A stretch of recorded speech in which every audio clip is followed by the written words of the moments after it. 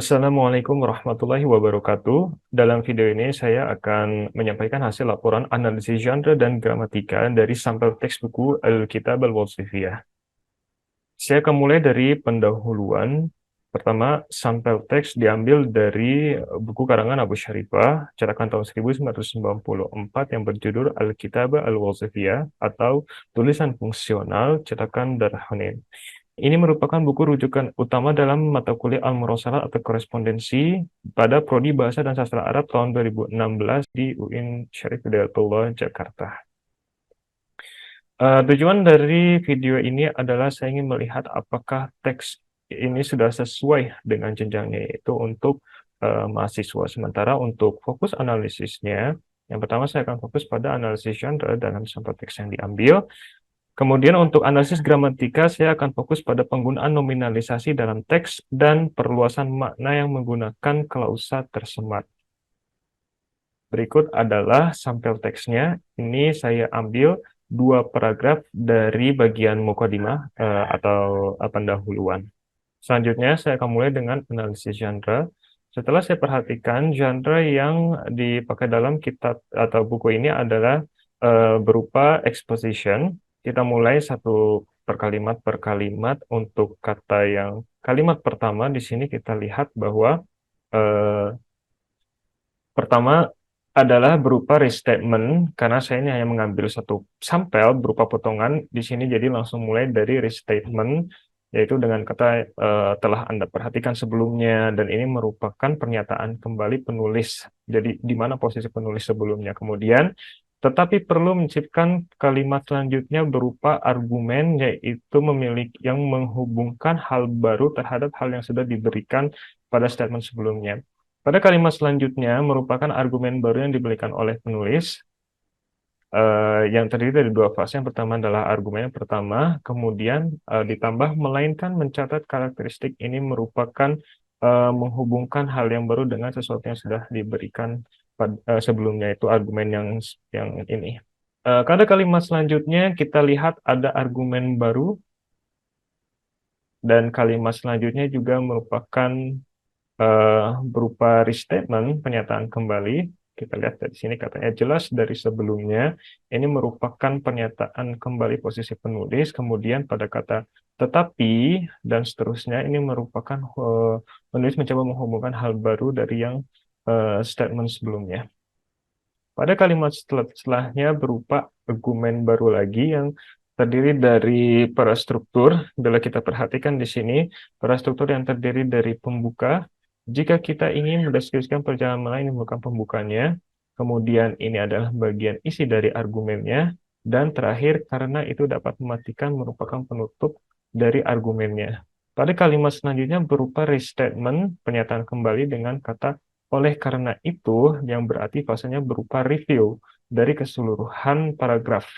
Kemudian pada bagian ini, dan kita dapat membagi gagasan merupakan cara penulis menghubungkan atau menambahkan hal yang baru terhadap restatement sebelumnya. Baik, selanjutnya kita masuk pada analisis nominalisasi dan klausa tersemat. Kita mulai kalimat per kalimat. لاحظنا مما سبق أن الفكرة الجيدة لا تأتي من سرد الحقيقة أو ذكرها كما هي، بل لابد من إدخال تلوينات عليها الصور الحسية ومعنوية توضح ما تريد أن تبينه أنت.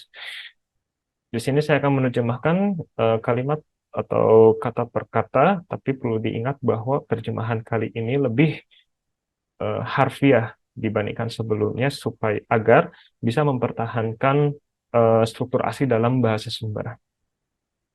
Kita lihat. Telah Anda perhatikan dari yang lalu bahwa gagasan yang baik tidak datang dengan narasi atau penyebutan realitas sebagaimana adanya dia, tetapi diperlukan sisipan pewarnaan atau gambaran sensorik dan bermakna yang menjelaskan apa yang Anda inginkan untuk ditunjukkan oleh Anda. Selanjutnya kita lihat, kata yang saya beri warna merah ini merupakan nominalisasi dan bisa dilihat dalam satu kalimat ini setidaknya ada 7, ya, terdapat 7 kata nominalisasi, baik dalam bahasa Arab maupun bahasa Indonesia yang saya terjemahkan. Selanjutnya, untuk klausa tersemat, bisa kita lihat betapa kompleks kalimat ini Pertama ada kata yang lalu, ini merupakan head clause. Kemudian bahwa ini juga merupakan head clause hingga akhir kalimat. Lalu selanjutnya di sini ada head clause lagi. Lalu selanjutnya ada yang menjelaskan ini merupakan post modifier clause yang memperluas makna dari pewarnaan atau gambaran. Kemudian di sini ada head clause lagi dan head clause lagi.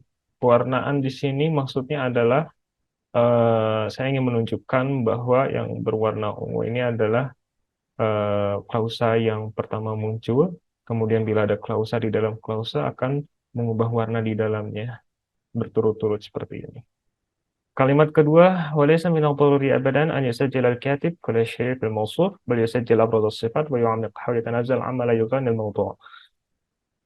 Bukanlah keharusan bagi penulis untuk mencatat semuanya dalam deskripsi, tetapi ia mencatat karakteristik yang paling menonjol dan memperdalamnya, serta melepaskan apa yang tidak memperkaya topik tersebut.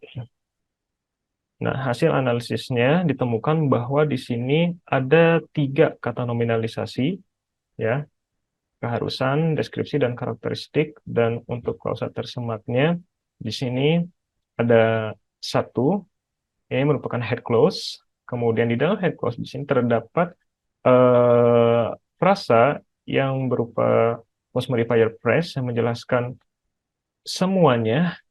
Kemudian ada head clause lagi, melepaskan apa yang tidak berkait topik tersebut.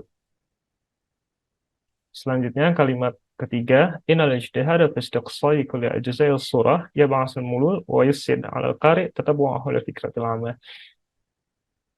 Kesungguhan dalam investigasi semua bagian gambaran menyebabkan kebosanan dan mengganggu pencarian pembaca terhadap gagasan umum. Dalam kalimat ini ditemukan 5 kata yang menjadi nominalisasi seperti yang bisa kita lihat. Tetapi di sini tidak terdapat perluasan makna berupa klausa tersemat. Jadi kita bisa lanjut ke paragraf selanjutnya. تتضح مما سبق أن لكل موضوع فكرة رئيسية ولكن هذه الفكرة الرئيسية لا توضح بوضوح إلا باكتمال الموضوع. Sudah jelas dari yang lalu bahwa setiap topik memiliki gagasan utama, tetapi gagasan utama ini tidak muncul dengan kejelasan kecuali dengan kelengkapan topik. Terdapat 4 kata yang diabstraksi, yaitu gagasan, kemudian gagasan lagi, kejelasan, lalu kelengkapan. Kita lihat untuk klausa tersematnya sendiri ada 2. Yang pertama ini berupa head clause. Yang kedua juga ini merupakan head clause. Lalu kalimat kedua, kalau aradna wasfan nuzhiyah layliyah, fainana la nabda' binuzha awalan wala bi ahdathiha, li'anna dhalika yaqtulu al-mawdu' wa yuqaddimuhu jafan la hayata fihi. Jika kita menginginkan deskripsi perjalanan malam, kita tidak memulai dengan perjalanan dulu atau kejadian-kejadiannya, karena hal itu membunuh topik dan disampaikan dengan kering yang tidak ada kehidupan padanya. Pada kalimat ini terdapat 5 kata yang menjadi nominalisasi, yaitu deskripsi, perjalanan, kemudian perjalanan lagi, kejadian-kejadian, terakhir kehidupan. Kemudian untuk klausa tersematnya terdapat 1 yang berupa post modifier clause yang menjelaskan memperluas makna dari kata kering ini. Lalu pada kalimat selanjutnya, لهذا لابد من تقسيم الموضوع إلى أفكار جزئيات تظهر كل فكرة منها في فقرة مستقلة على الأقل وقد نقسم الفكرة الجزئية إلى فكر أصغر وهكذا. Untuk itu diperlukan pembagian topik menjadi gagasan-gagasan parsial yang masing-masing gagasan muncul dalam paragraf independen setidaknya, dan kita dapat membagi gagasan parsial tersebut menjadi gagasan yang lebih kecil. Nah, pada kalimat terakhir ini, oh ya, dan seterusnya. Dan pada kalimat yang terakhir ini ditemukan 6 nominalisasi, tapi kebanyakan pengulangan dari kata gagasan. atau dalam bahasa Arabnya fikra, afkar, atau fikar. Sementara satu di sini dari kata pembagian, pembagian dari kata taksim. Sementara untuk perluasan maknanya dapat ditemukan di sini satu, ini merupakan post modifier clause yang memperluas makna gagasan-gagasan parsial. Selanjutnya merupakan hasil akhir dari analisis nominalisasi dan klausa tersemat di dalam sampel teks ini. Yang pertama kita lihat dari embedding clause-nya atau klausa tersemat. Nah, di sini kita lihat ada post modifier clause terdapat dua. Kemudian head clause ada beberapa, ada banyak, kebanyakan memang berupa head clause. Kemudian ada satu post modifier phrase, yaitu ini dalam deskripsi, dan tidak ditemukan head phrase di dalam sampel teks. Sementara itu, untuk nominalisasinya, bila kita hitung jumlahnya, ini untuk paragraf pertama yang di sebelah kiri terdapat 15 kata, dan yang sebelah kanan paragraf 2 terdapat 14 kata.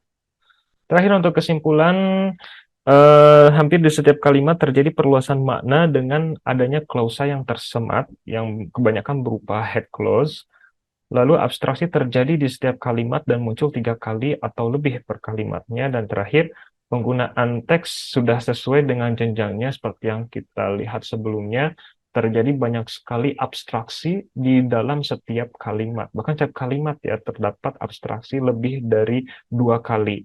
Dan juga perluasan kalimat berupa head clause ataupun post modifier clause juga terjadi. Jadi buku yang digunakan ini sudah sesuai dengan jenjangnya itu untuk kalangan mahasiswa. Baik, terima kasih atas perhatian Anda. Assalamualaikum warahmatullahi wabarakatuh.